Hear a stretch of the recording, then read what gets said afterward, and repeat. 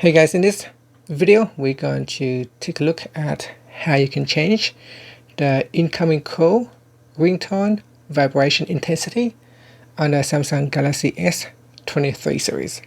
First, tap on the home button to go back to the home screen. On the home screen, open up the phone app. Then in here, tap on the more button at the top. From the pop-up menu, tap on settings.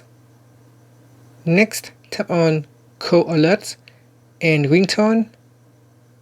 Then we go down and tap on ringtone. Next, tap on vibrate while ringing. Tap on the toggle button if you want to use vibration, and then tap on the left hand side panel.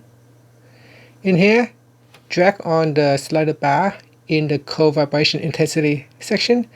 As you drag to the left, the intensities will reduce, and as you drag to the right, the intensity will increase. Now, if you drag all the way to the left, it will turn off vibration. And that's it. After that, you can tap on the back key to go back to the ringtone, or keep tapping on the back key to go all the way back to the phone app, or tap on the home button to go back to the home screen. And that's it. Thank you for watching this video. Please subscribe to my channel for more videos.